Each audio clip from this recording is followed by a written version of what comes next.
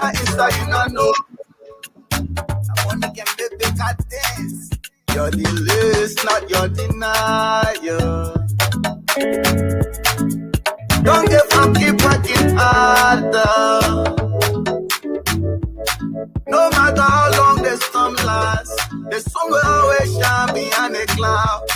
No matter how long the storm lasts, the sun will always shine behind a cloud.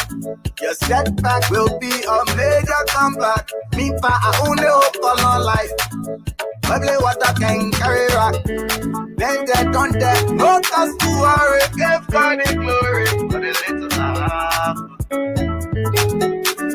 I give God the glory, keeping me alive. So I give God the glory for keeping me alive. Give God the glory for keeping me alive. Get a paper girl, I'm sorry. Give God the glory for keeping me alive. Once you got food to eat, thank you. You get more to talk, thank you. You get air to breathe, thank you. Your current situation is not your final destination. No condition is permanent. Infection, starvation, temptation is not my portion. If you pray for my downfall, sorry, come and get your refund. No weapon for making me shall prosper. Cause I'm covered with the blood of Jesus. I sold my soul to the Holy Ghost. You already know I'm about to go. I walk through the valley and a shadow of death. I fear no evil. I still be so. I'm not complaining. Oh, Lord, I'm grateful and thankful. So I give God the glory for keeping me alive. Give God the glory for keeping me alive. If I prepare, sorry. Give God the glory for keeping me alive. Once you got food to eat, thank you. You get more to talk, thank you. You get air to breathe, thank you. Give God the glory, give God the glory.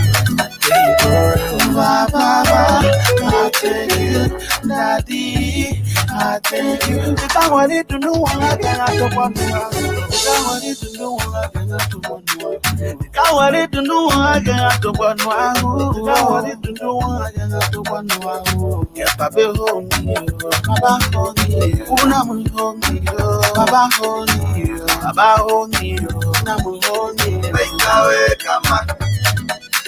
Make away, come on. Manya come on, make away, come on. We're back to well. What the clap pocket? Somebody just eat the clap pocket. Manya come on, make away. So I give God the glory for keeping me alive. Give God the glory for keeping me alive. If I prepare, sorry. Give God the glory for keeping me alive. Once you got food to eat, thank you. You get more to talk, thank you. You get air to breathe, thank you. Give my big glory, give my big glory. Best to the cool, Sunday bar. Kuku Jumoko, Ina Isa, you not know. Best to the cool, Sunday bar. Kuku Jumoko, Ina Isa, you not know. Harvard says it's like a birthday.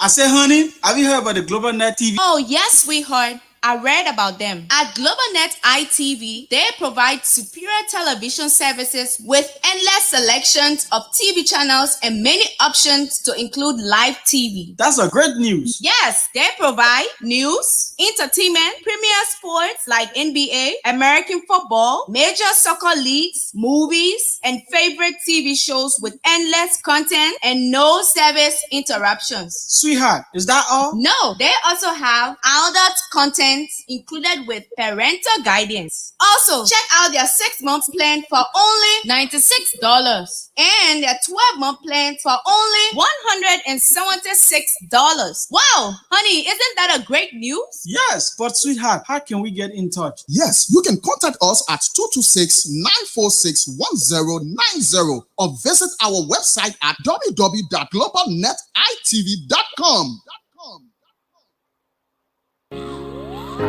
Yeah, Just Makeup, they say, increases people's perception of a woman's likability, competence, and trustworthiness. That's why I introduced to you Major Millions Beauty and Market.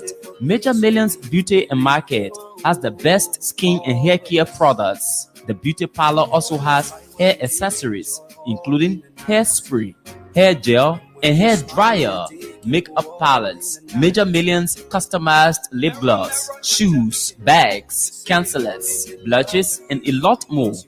Guess what? Major Millions Beauty and Market has on sale well-packaged African products to include your favorite cuisine, cassava leaves, potato greens, palava sauce, palm butter, etc.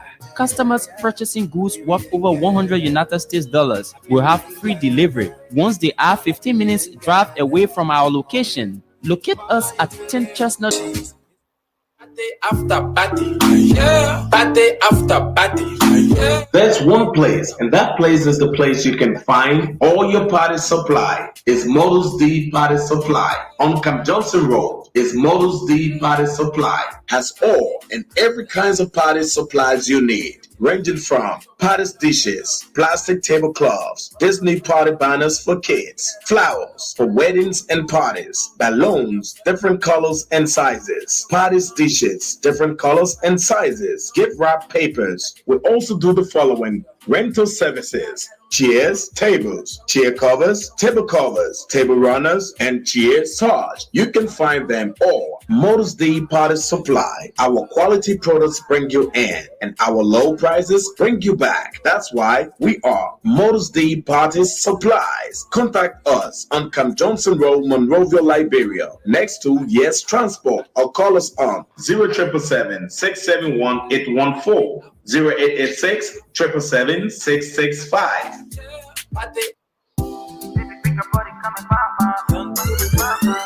Lopus Kitchen, a Liberian-owned business operated by Johnson and Wales University's trained chef Joyce Matowia, is your dining away from home. At Lopus Kitchen, we prepare all kinds of Liberian cuisines, including fried and rare oil potatoes green, kidney beans, palava sauce, fever leaves, and a lot more. We also make rice bread, meat pies, cookies, Benesi candies, and all kinds of pastry products. Place in your order online today from anywhere in the US at www.lorpukatchen.com. The good news is your package is sealed in an insulated cooling box and reaches your destination well preserved and fresh. Save yourself the stress and order the best from a professional chef.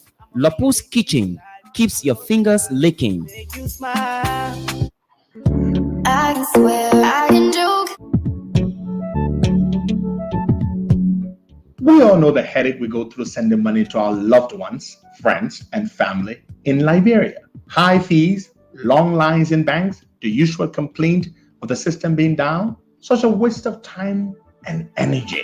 That is why I was very happy when I learned that Sendwave is now in Liberia. So now I can send money anytime from anywhere directly from my smartphone to the MTN Lone Star Cell mobile money account of a loved one, friend, or family within seconds for just a tiny fee.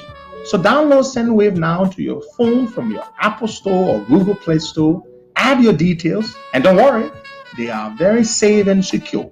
And start sending money today. Don't forget to insert the promo code COSTA to get free $5 credit added. All right. Good morning. Good morning. Good morning. Welcome to the program. You're listening to the Costa Show. Today is Friday, the 17th, September 2021. The time in Monrovia is 7:30 a.m. Time in Delaware is 3:30 a.m. And it's very good to be here. Good morning, George. Good morning, cuz, and good morning to our listener out there. It's good to be back here this morning on a wet Friday morning. That's Buakai. He wasn't feeling well yesterday. He told me. Yes, he's trying myself to bend down too, but thank God I'm back on my feet too. Yeah, I'm glad you are. I'm glad you are. Very good. Okay. So,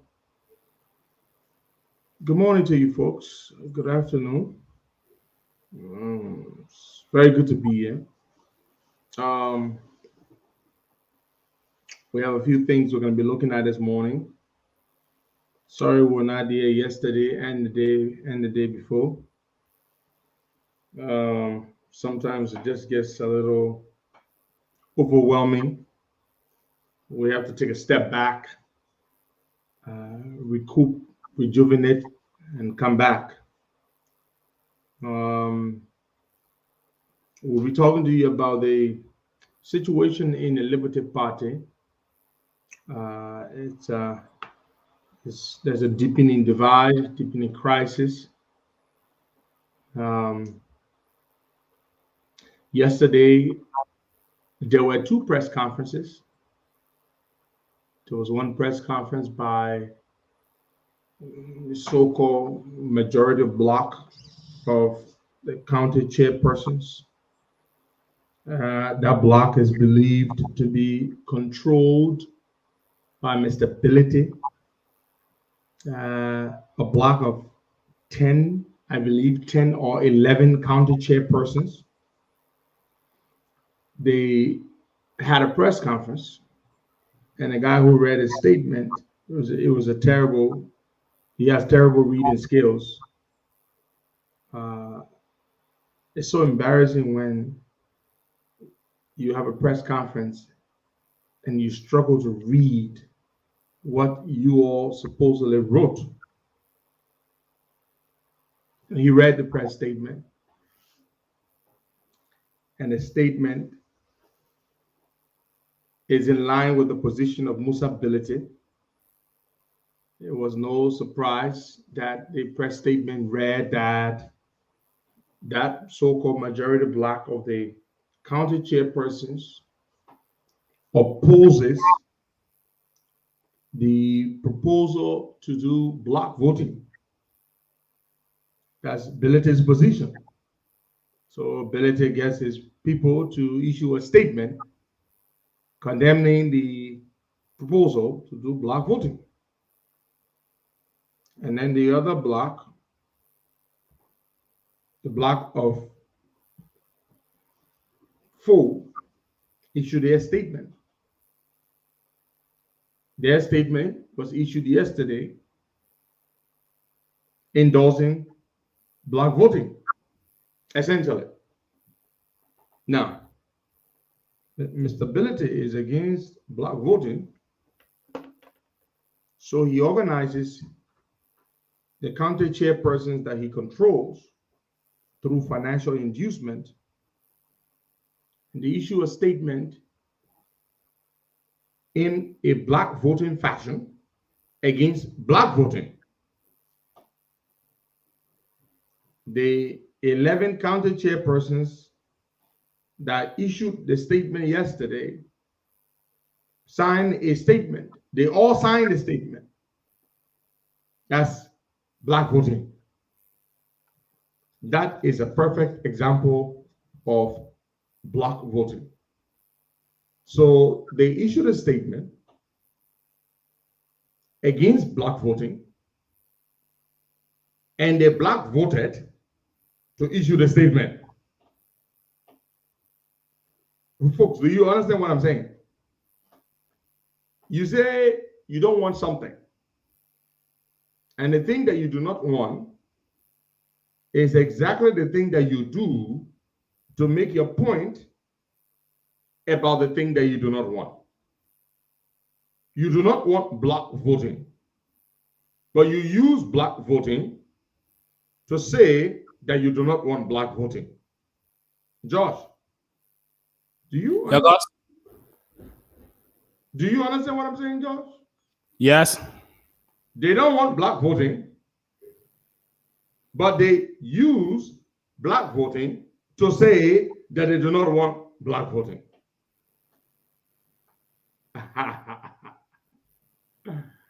I don't get it. They all signed a statement to say something. That's block voting right there. That is an example of block voting. 11 persons signed one statement saying our block is against it.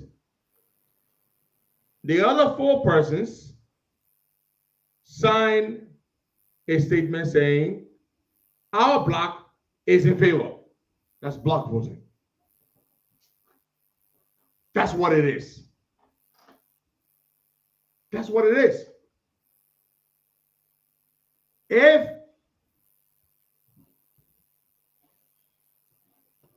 to say, to avoid using block voting, they should have individually signed, individually issued their statement. One by one. One by one. John Brown say, John Brown, this is my statement, I'm against it. Paul says, I'm from Bon County, I'm against it. Mary says, I'm from Lofa County, I'm against it. That's what they should have done. But they didn't do that. They all signed one statement and said they were against it. That's block voting. And they said our majority block. Majority block. So it's just crazy. It makes absolutely no sense. Now, thank you, my friend. ECOWAS just voted. I'm going to talk about that. The situation in Guinea. ECOWAS voted to demand that Guinea should organize and hold fresh elections in 6 months.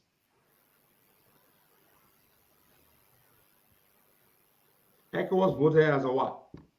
A block. Individual ECOWAS countries did not vote by themselves or did not issue statements by themselves. ECOWAS voted as a block. We want elections in 6 months. Block. So the thing is this. The people who tell you that block voting is so undemocratic are the same people who tell you that 4 political leaders should go into a room and decide on who becomes the standard bearer of the CPP. 4 persons. Hello? They tell you that 4 individuals should go into a room. Listen to the point that I'm about to make. 4 individuals should go into a room. Benana Ure, Yomli Kanga Lawrence, Alex Cummins, and Joe Boakai should go into a room representing hundreds of thousands of partisans, just about 1 million partisans among the 4 parties. The 4 political parties have over 1 million supporters. Compared to the votes they got the last time, just about. But these 4 individuals should go into a room and have a meeting and discuss and decide on who becomes the standard bearer of the CPP. Now, 4 persons should decide who becomes the leader for a collaboration comprising of a membership, a joint combined membership ranging anywhere between 700,000 to 900,000 people. And they tell you that process is democratic. It is democratic for 4 individuals to go into a room and decide who becomes standard bearer of CPP. But it is undemocratic, according to the others. The same people who say 4 persons can decide the fate for almost 1 million people, that would be democratic. But 310 people who are delegates from a particular political party, when they sign a statement, a resolution, and say we want to vote in this manner, we want to vote as a block, then that is undemocratic. Hello? Are you listening to me? They say in the CPP framework, there's something called consensus.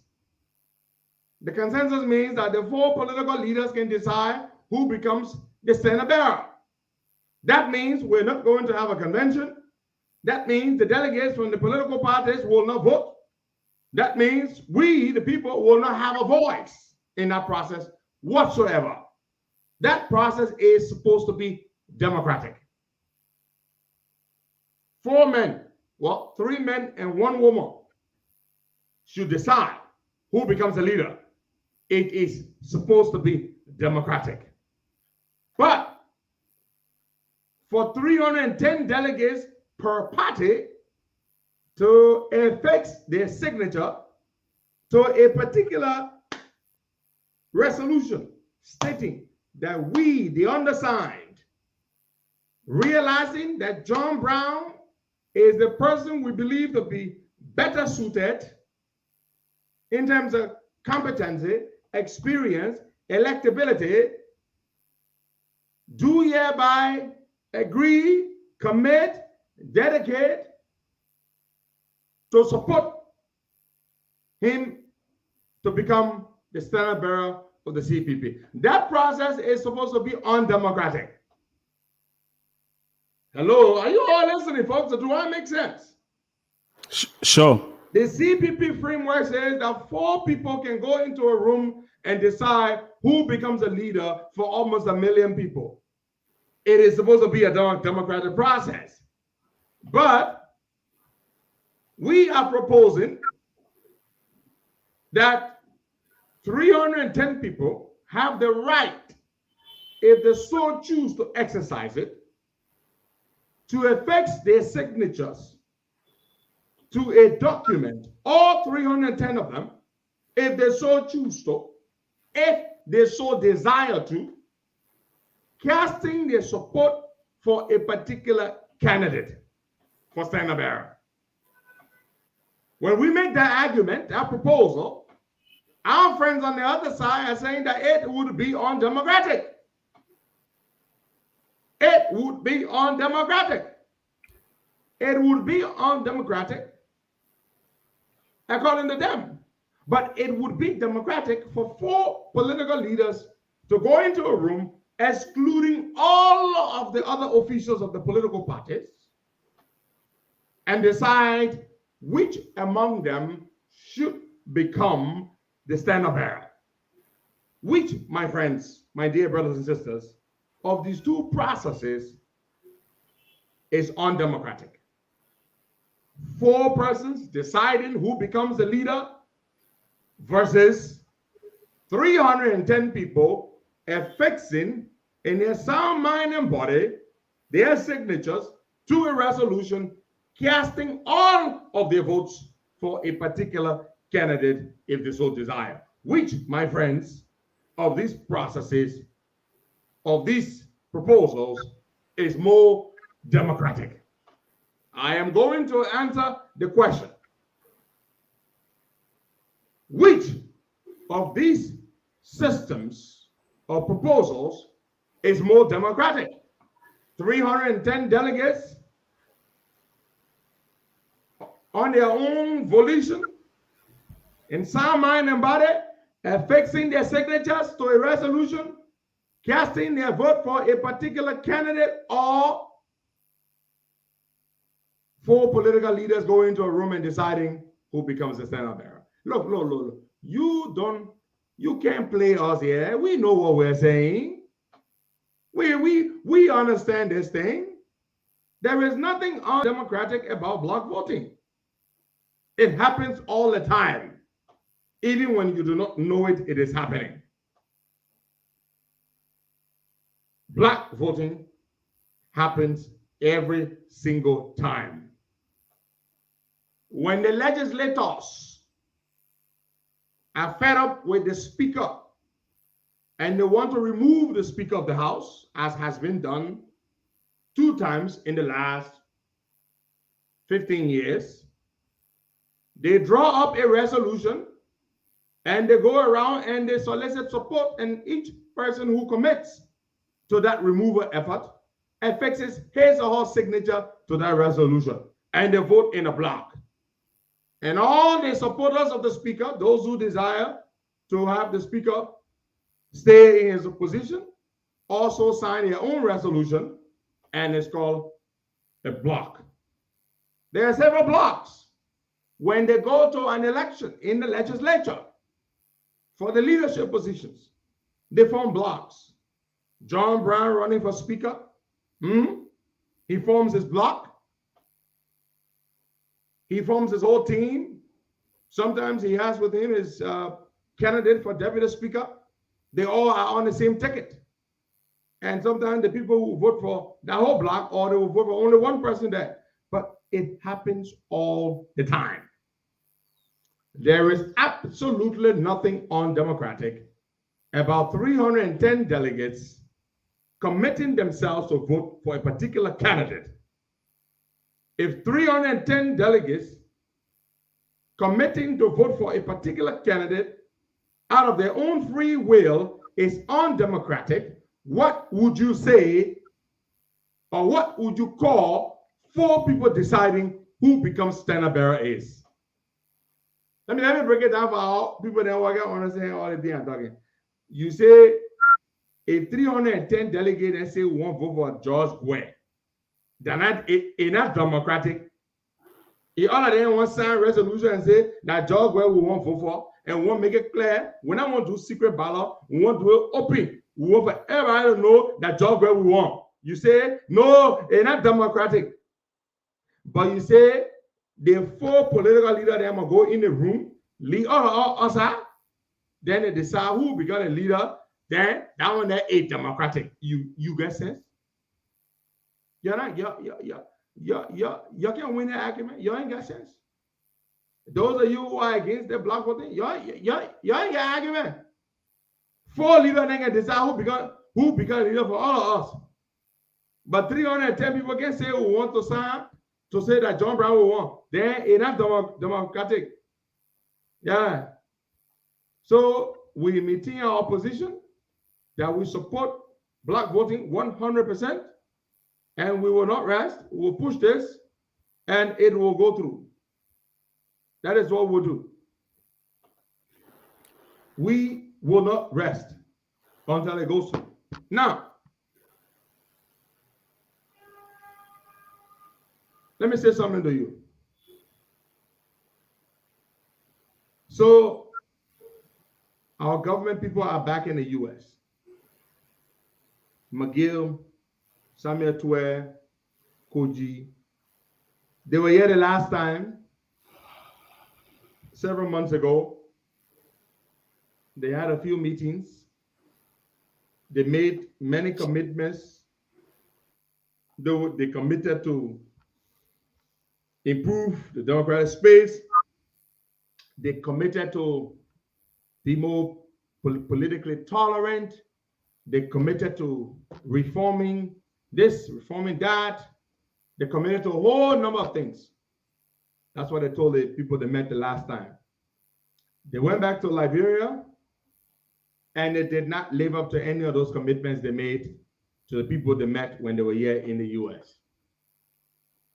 Now they went back, the things they expected to happen for them, nothing happened. So what did the government do? The government hired more lobbyists. They hire folks from GLA Piper, it's a big lobbying firm, paying them almost $20,000. That's the fixed fee. And then the hourly rate, $990, that's $1,000 per hour. Then they proceeded to hire, what's the young man's name? Bakari Sellers. Then they hired, what's the other firm name? The firm that former chair of the Foreign Affairs Committee in the House works for, Ed Royce. At least they hired 4 other firms since they left. 4 more lobbying firms. 4 lobbying firms they hired to fix meetings for them.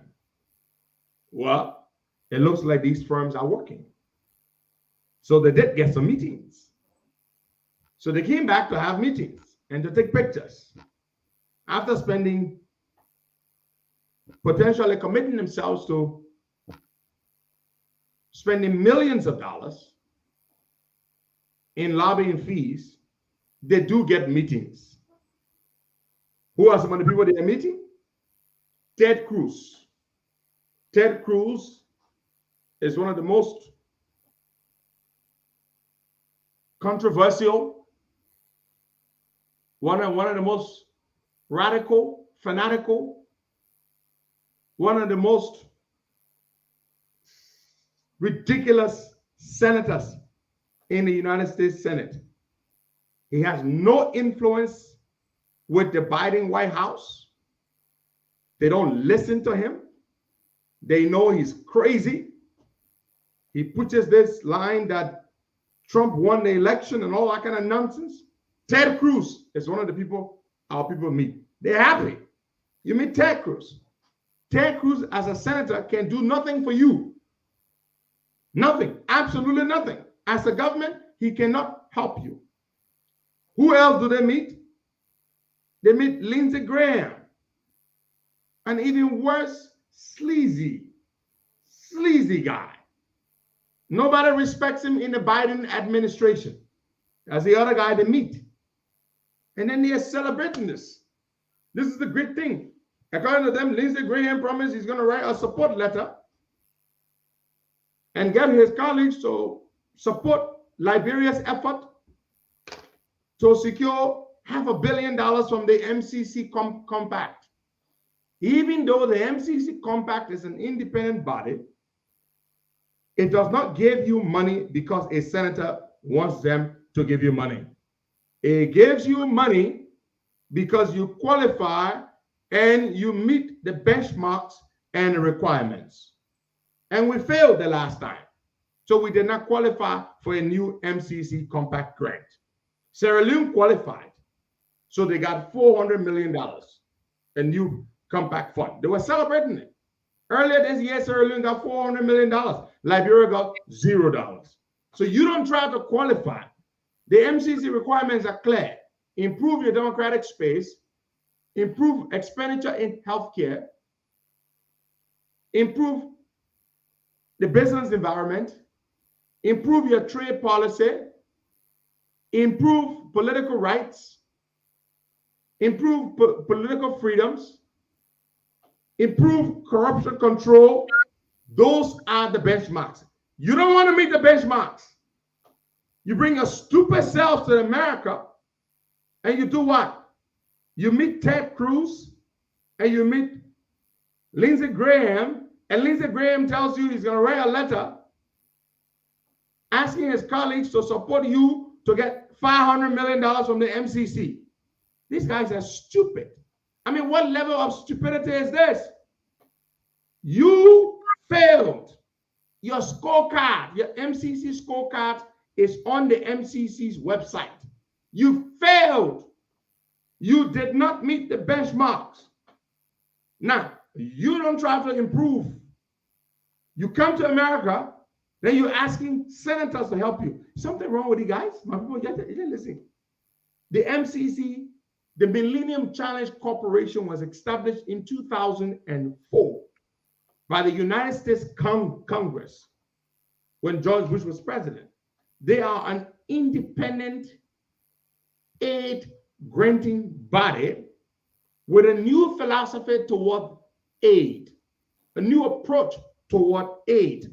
What they do is that they tie aid to a number of requirements with the intent to improve or to encourage or incentivize the countries that are eligible to improve upon certain things within their country. Now they want to give you aid, but in order for you to qualify for that, to become eligible, you must do X, Y, and Z. That's what you must do. Now, you don't do that. You failed. Then you come to America. Then you go to Lindsey Graham, of all people, Lindsey Graham of all people. And Lindsey Graham tells you, I will write a letter for you, a letter of support, encouraging my colleagues to push for you to get a $500 million MCC grant. Jesus Christ of Nazareth. These guys are that stupid. Well, I've always known that McGill and Twin and all these guys are very stupid, but I didn't know that they were that stupid to think that a U.S. senator, however powerful he is, could write a letter to make them beat the system, to make them eligible for a $500 million MCC grant. Ooh, I never thought these guys were that stupid. But anyway, that's not going to happen. It's a waste of time because that's not the way the MCC works. Now, let me ask you a question. The guys are such simpletons, dim-witted idiots. They're more concerned about taking pictures and posting them on Facebook. Look at them. Bunch of rogues. You come to America. After the Americans have written all sorts of reports about you, how you murder people in cold blood, auditors are murdered. You all read or heard about the 2020 U.S. State Department Human Rights report on Liberia. The report is nasty. The report talks about rampant official corruption. The report talks about murdering government auditors. The report talks about police abuse, violation of human rights. The report talks about suppression of the media, shutting down Henry Costa's radio station. Those are all things in a report. This is a report released by the United States Secretary of State. The report is damaging. This report is the official United States report on Liberia. This is a report that American officials, policymakers, congressmen and women refer to as a guide on Liberia. As a guide. When they want to talk about Liberia, when they want to find out what's happening in Liberia, what do they use? They use this report. They use this report. This is what they go to. They go to this report and say, here you go. So during the year under review, auditors, 4 government auditors were murdered. During the time they were murdered, they were working on important audit reports. People were randomly picked up and jailed. The human rights violated.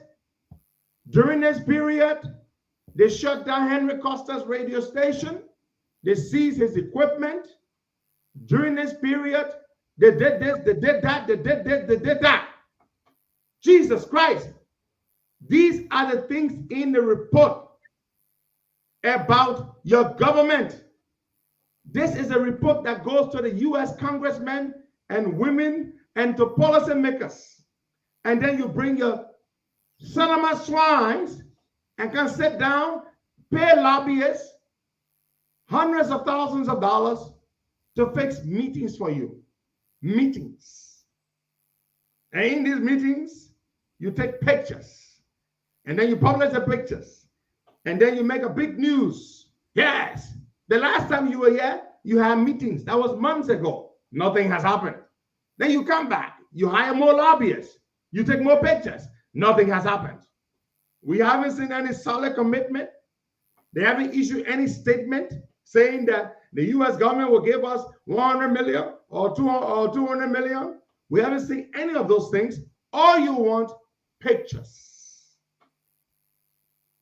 Anybody can pay lobbyists to arrange meetings for them if they have the money. Anybody can do that. But what is particularly alarming is that you as a government have to pay for that. This is government to government.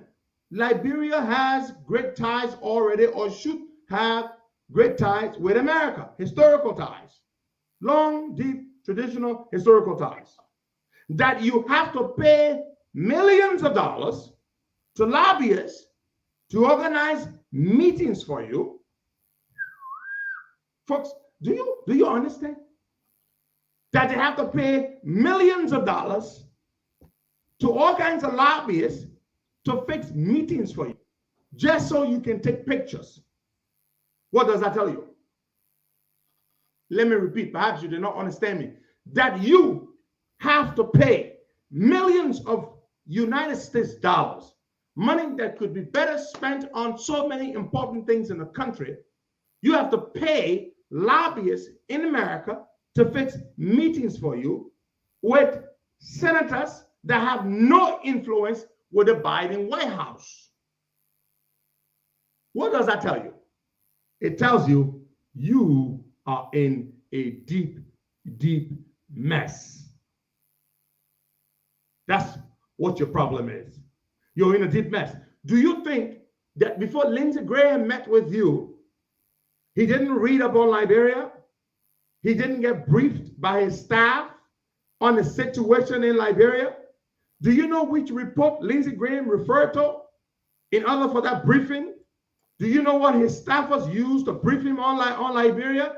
They used the latest United States Department of State report on the country.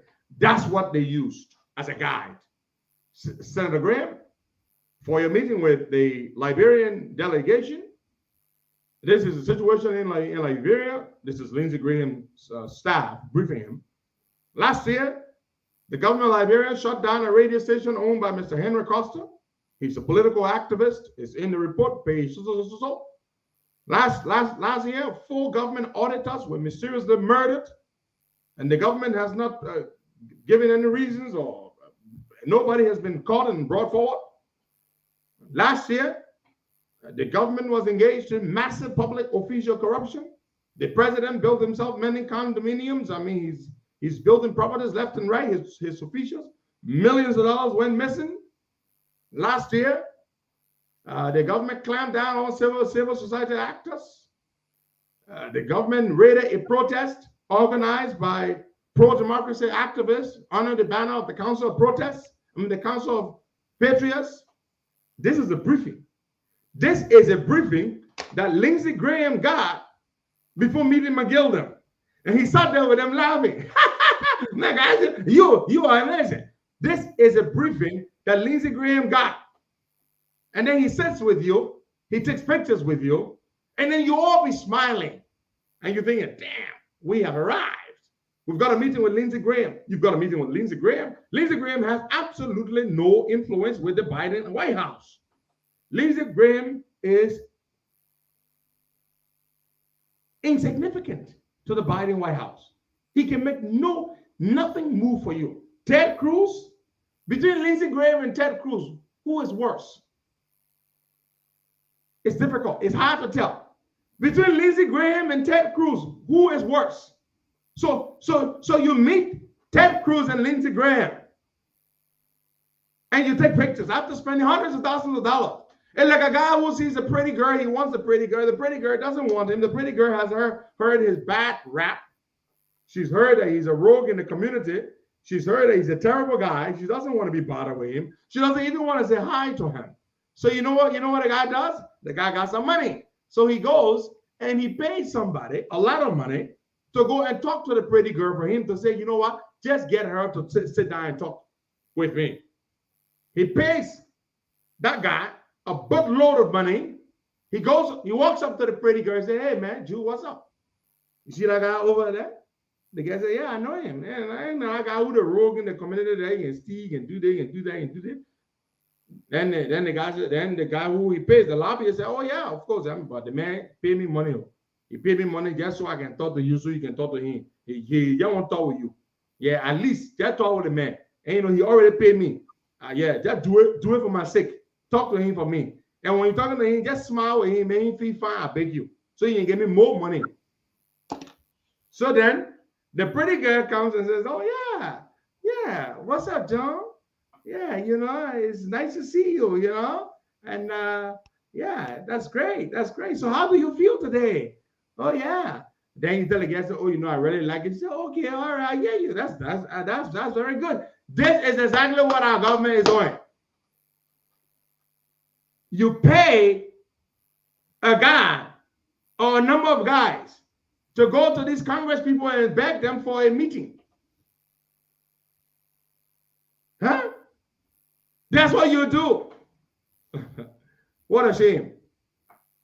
What a shame. You all are a bunch of stupid people. Lindsey Graham can help you with Joe Biden government? Are you kidding me? You think Lindsey Graham, of all people, can help you with the Joe Biden administration? Something has got to be wrong with you. You are a bunch of sick idiots beyond help. Ted Cruz who considers Biden's election illegitimate? Huh? That the man you go meet, you think Biden will listen to Ted Cruz? First of all, 2 reasons. The Republicans do not control Congress. That's one. The Democrats do. Number 2, the people you meet have no influence with Biden whatsoever. How are they going to help you? Jesus Christ of Nazareth. Is this the best your lobbyists can do? And then you post pictures. Hey, these boys are, I think things are so bad for them. It is so sad. These boys will be on Facebook celebrating a mere meeting with people like Ted Cruz and Lindsey Graham. Oh man, I'm sorry for y'all. I'm sorry for y'all. I'm sorry for y'all. I'm sorry for y'all. Too sorry for y'all. George, let's go to the phone line. Let's take some calls. George, I'm very sorry for these guys, man. George? Sure, cause like you pay a man to go talk to Jew for you. The Jew don't want to talk to you because the Jew don't let you. The Jew don't organizing there. Then you get a man mad. The man go talk to the Jew. A man say, my man, a Jew, I beg you, man, to do it for my sake. Just talk for my sake. Because George gave me hard time. The man gave me money.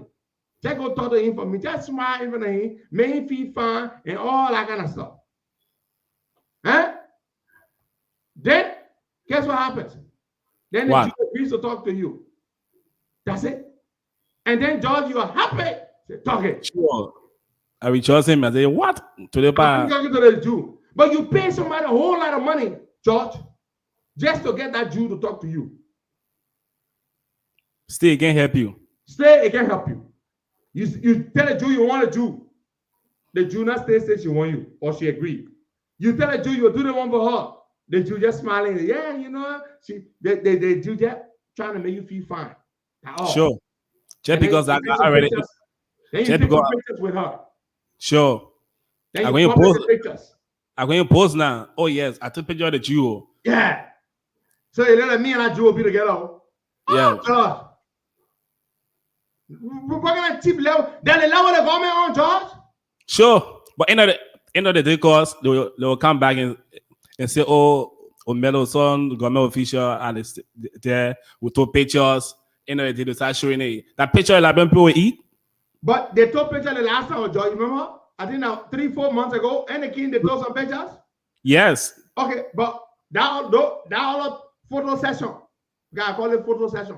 What it did? Nothing. What in they brought from our photo session? Nothing. They come with a new set of photos. So, George, you mean people will spend millions of dollars just to take photo? Sure. They will spend the money because that free money.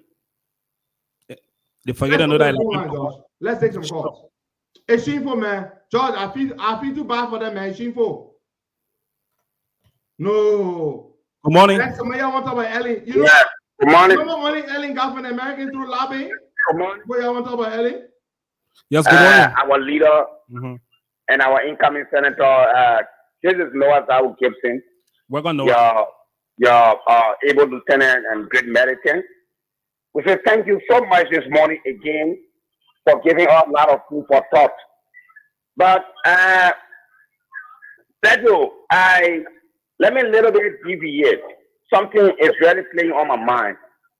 And I know you will not want to give this individual some relevance, but we need to clear the air about this because it borders around our character.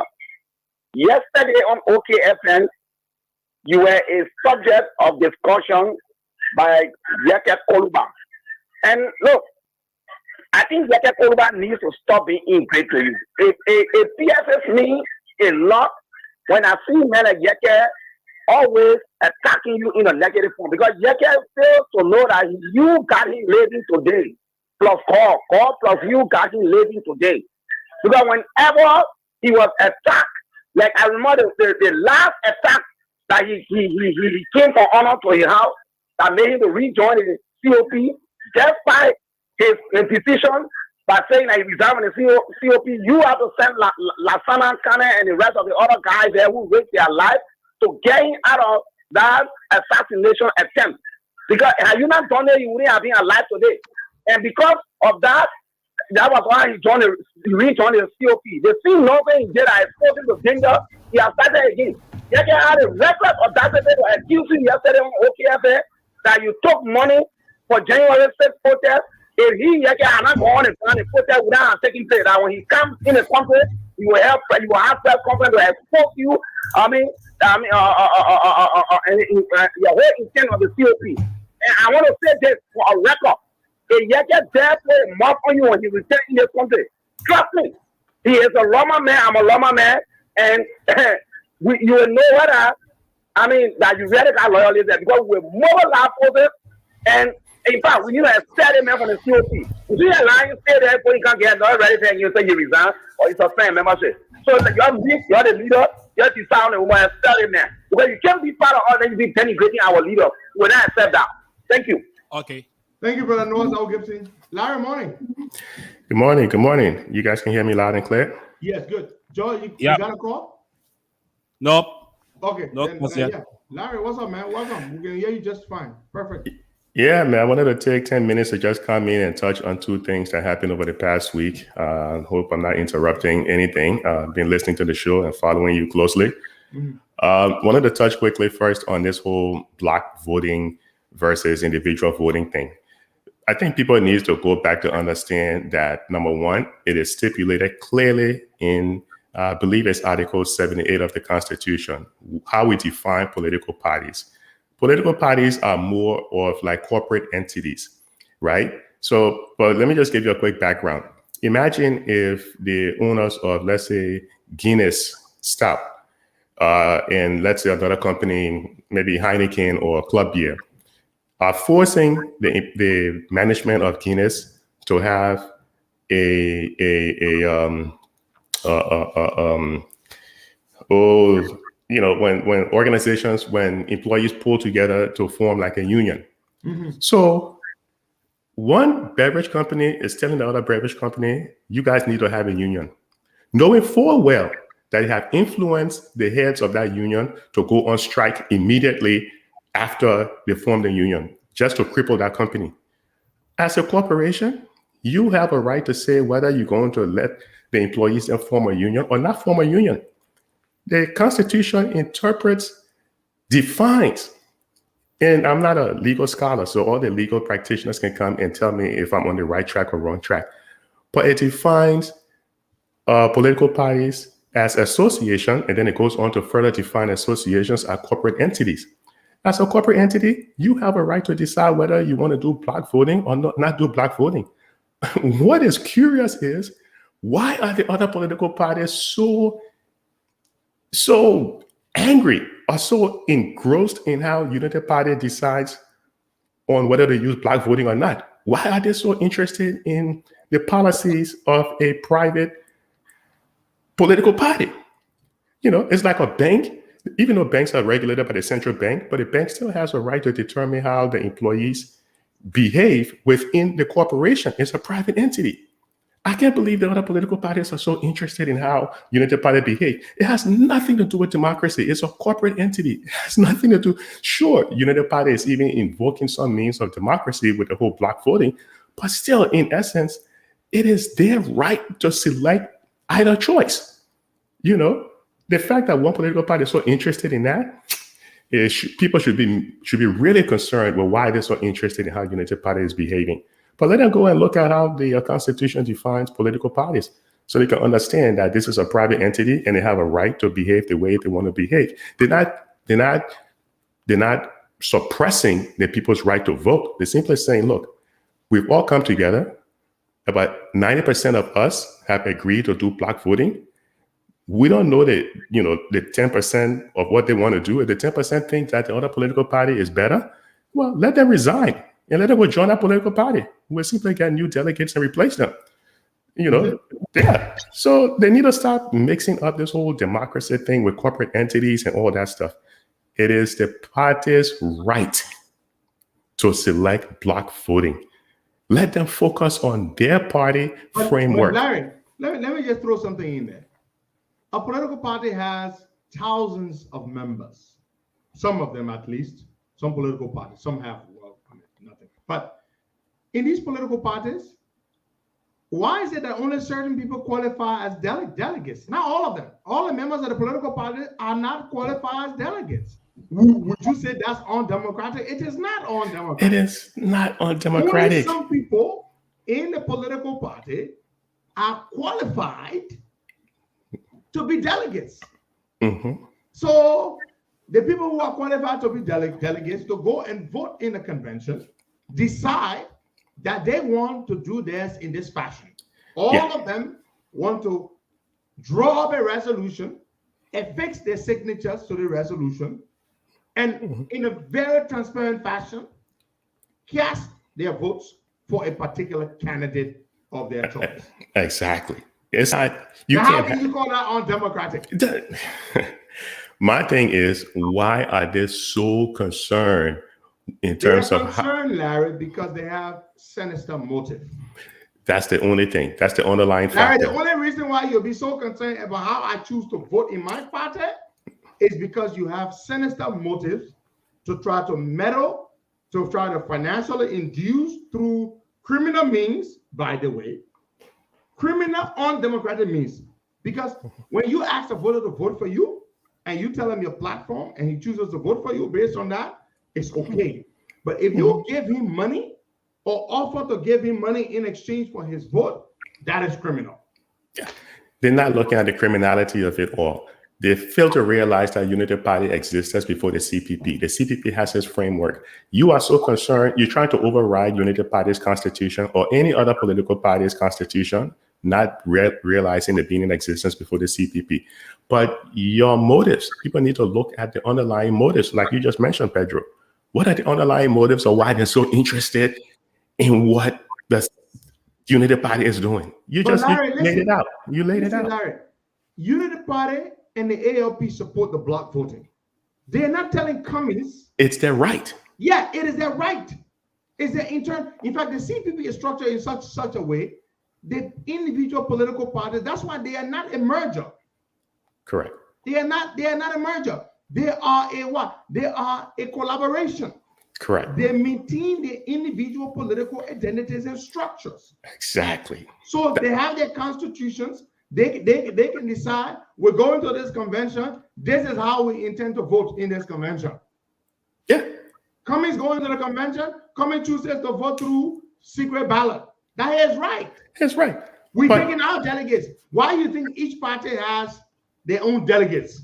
Mm-hmm. How dare you try to suggest to me, Larry, how my delegates should vote in a convention? So imagine this, Pedro. Imagine if ALP and Unity Party was dictating to ANC how they should cast their votes, saying, oh, y'all listen, block voting is the way to go. We don't want no secret ballots or we don't want individual voting. Imagine if they were trying to dictate to the other political party. How they would feel. They would be all up in an uproar. They would be flipping all over the place. But they think it's okay to dictate to the other people how to behave. But this is what they've been doing, Larry. This is like their MO. It's Cummings wrote, a very ill-advised and unfortunate letter Cummings wrote. That letter was based on falsehood. He didn't have the facts. The facts were that Joe Buckeye was still the legitimate Senate bearer of UP, still serving a 6-year tenure that he was inducted into back in July 2016. Mm-hmm. He didn't get the facts, Mr. Cummings, that is. He wrote a letter and he condemned the people's process. Was it his business on how UP went about selecting their Senate bearer? This is the same thing, right? He's meddling It is not your business what I cook to my house. Just because we're friends, it's not your right what I cook at my house. Imagine I think people keep mixing things up, because if they understood how some of these political parties work, and again, I'm no expert, I'm just giving my opinion, so please don't fly off, acting all crazy. But here's the thing.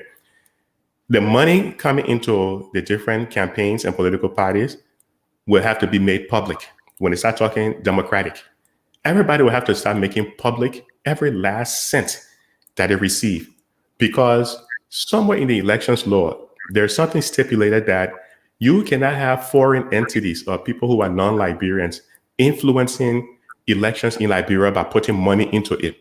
So if we're looking to say, oh, these are all public and not private entities, then we'll all have to start disclosing where the monies are coming from. But because United Party, ALP, ANC, they all have their right. They all have their right to do what is best for their constituents, for their members. They shouldn't try to dictate. Nah, leave the other people alone. The people are not being, they want to do black voting. That's their right. Exactly. You want to do your thing. That's your right. Let me just. There are hundreds and hundreds of comments here, but I'm going to piggyback off of one here. Miss Gladys Newell says, Henry and Larry, I think you both are missing the point of a coalition. Those parties have now become one, and she puts the one ONE in capital letters. Every delegate should be entitled to vote as they please. What if all the parties had a standing bearer contested? Now, Ms. Newell, let me answer this. All the parties have not become one. There are two things here. There are in political arrangements, there's a merger. When the Liberia Action Party, LAP, and the Liberia Unification Party, LUP, and the Unity Party merged back in 2010 or 2011, they became one party. But what the CPP is a collaboration. They are not one party. That's why each party has their own political leader. Each party has their own chairman. Each party has their own internal structure. So they are not one party. They are four separate and distinct political parties coming together under one umbrella, but maintaining a degree of independence. So no, they are not one party, my dear. They are not. They are four parties.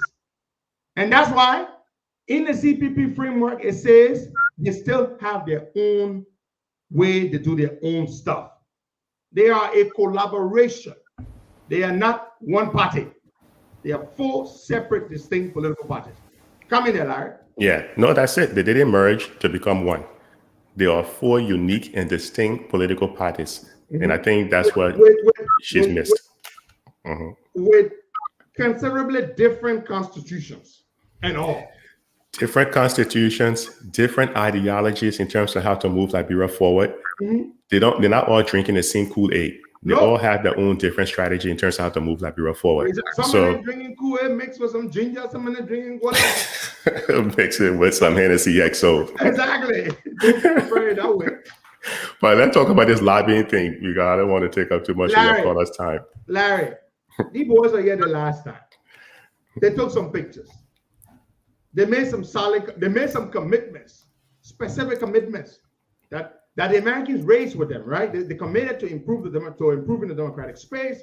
They committed to working better with the civil society. They committed to ensuring that freedom of speech. They made specific commitments based on the specific concerns that were raised with them by the Americans, the American officials that they met. They went back to the country. You and I both know they didn't move the needle on any of those things that they committed to improve upon. Then they hired more lobbyists. Then they waited for a while. They've returned. They've met a few people, the wrong people, I might add, Ted Cruz and Lindsey Graham. And they're taking more pictures. Larry, what's going on? There's a saying where they say sometimes reading is fundamental. They need to go back first and read what the MCC is all about, how people qualify for the MCC.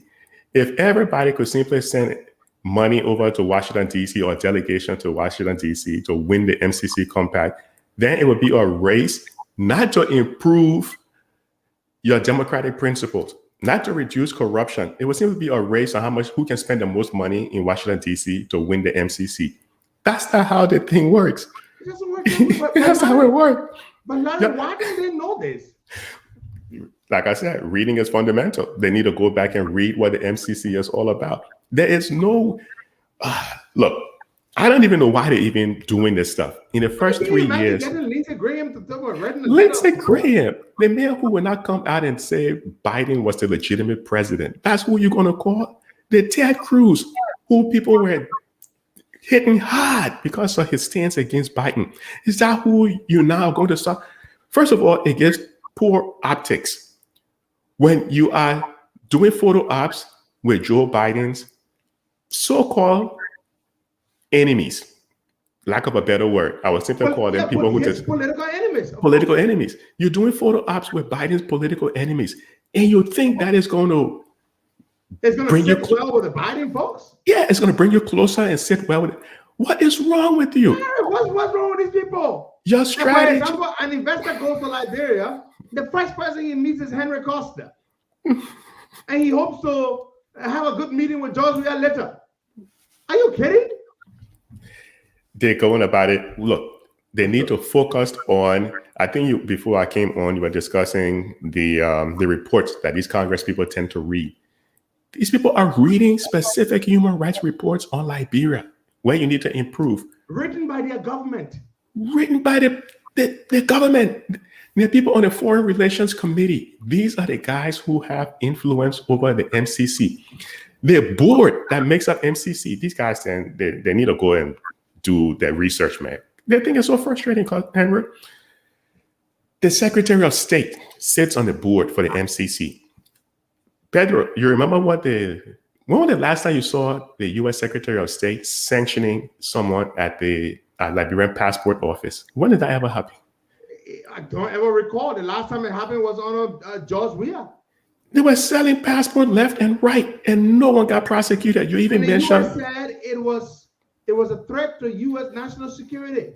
It was a threat because people can use that to enter the U.S. When we were in Liberia with the chief, when we're in Liberia, the news that you hear in Liberia from BBC is different from the news you hear in the U.S. Remember during the time where people were trying to enter, which the state trying to do through the southern border over in the U.S. when this whole migration from Latin America was happening, there were people in parts of East Africa, in some of these areas in Africa where terrorists have their camps, who were paying money to go to Mexico to enter through the U.S. That's why giving U.S. passport or giving, what was that Nigerian guy they had over in Mexico? No, not Mexico. Yeah, I think it was Mexico. Yeah, Mexico, remember Larry? I know the guy. Yeah. Yeah, the honorary consul general, he posted on his website that he was going to raise $4 billion to invest in Liberia. Those are the things the U.S. are looking at. You need to fix. This guy cannot even get a visa to come to the U.S. He's blacklisted. That's who you're going to put in charge of your consul general. Those are the things the U.S. are looking at. Janet Yellen, the head of the Federal Reserve Bank in the U.S., sits on the board. Those are the things of the MCC. You know, you need to fix your human rights record. You need to cut back on corruption. Pedro, remind me, when was the last time this government prosecuted anyone for corruption or solved any high-level crime? No one. That's what they're looking at. You can't just come to the U.S., take photo op, and think that's going to solve the corruption problem. MCC is also looking at the gross national income in the country. In order to qualify, they're looking at the GNI per capita. Is your economy growing? 3.5 years into this administration, the goods and services produced in the country hasn't gone past zero. 3 years of decline in production. That means the number of jobs come on, these guys ever created any jobs? Larry, according to the World Bank, I think it was a report last year, our GNI, our gross national income dropped by 5%. 5% of the total amount of money in people's pockets wiped away. Gone. And then with inflation, the people are making less money. And then inflation, which is a poor man tax, the price of food is skyrocketed. Right now, George, what is the price of rice right now? $17, $18. Yep. And it used to be $13, $14, Larry. Yeah. And they've done absolutely nothing about that. That's what the people are looking at. So Larry, let's name the firms that they hired. DLA Piper, we used to pay around $990 per hour. That's the hourly rate. Hourly rate. Let's just say $1,000 per hour. DLA Piper. Then they hired the firm that Ed Royce works for. That's 2. Then they hire, the most recent hire is Bakari Sellers. That's 3. Then they hire, there's another firm they hire. Larry? I'm going there right now. I'm going there right now. So I will give it to you. Larry has a whole list of them. You know? Yeah, I'll give it right now. And all the information is public. You go to the FARA website, the foreign agent registration, something is there under the Department of Justice. So who they have here? Carbon Threat Agency, DLA Piper you just mentioned, the Ice Miller you just mentioned. Then they have another one called 1111 Incorporated. And that has something to do with someone in the Ministry of Health hiring a lobbyist. I'm not even sure why. So that's another story. Are you freaking kidding me? All right, start naming them. Name the firms that they've hired, the lobbyists. Let's go. So, Carbon Threat Agency. That's 1. DLA Piper. That's 2. Ice Miller Strategies. That's 3. 1111 Incorporated. That's 4. Don't forget Bakari. Right. Strom Public Affairs. That's Bakari Sellers. Then they have BW Global Group. That's 6. Don't forget, they put Liska. Liska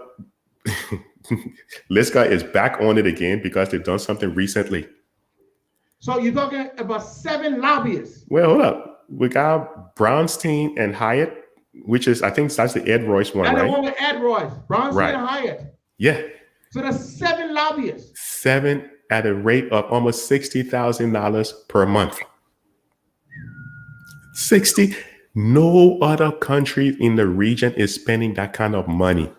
About 60 grand per month. A month. No one is spending that kind of money because why? And for what, Larry? For meetings and photo op? They don't need it. Pedro, little bit of data.